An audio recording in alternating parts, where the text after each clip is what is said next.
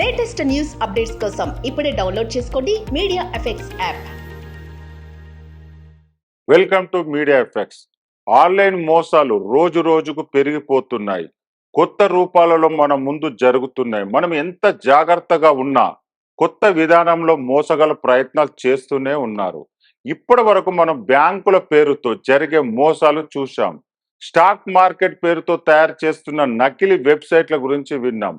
Easy money పేరుతో అధిక వడ్డీలకు ఆశపడి డబ్బులను పోగొట్టుకున్న వారి గురించి తెలుసుకున్నాం. ఇప్పుడు కొత్తగా ఓలా డ్రైవర్ తన ప్రయాణికురాలతో నకిలీ యాప్ ద్వారా మోసం చేయబోయాడు.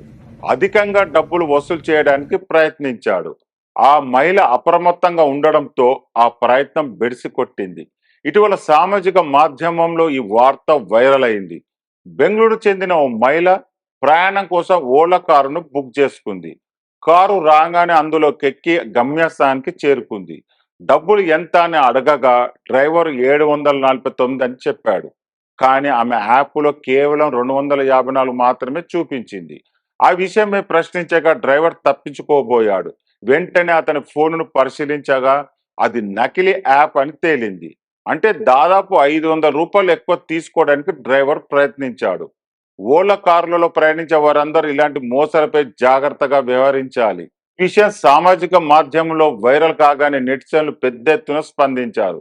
చాలా మంది ఆ మహిళ సమయస్ఫూర్తిని మెచ్చుకున్నారు. ఇటీవల ఇలాంటి స్కాములు పెరిగిపోయాయి, మీరు తెలివిగా బయట పెట్టారంటూ ఆమెను అభినందించారు. ఇంకొందరు ఓలాపై విరుచుకపడ్డారు. అందుకనే ఓలా కంటే ఊబరే ప్రిపేర్ చేయాలని సూచించారు.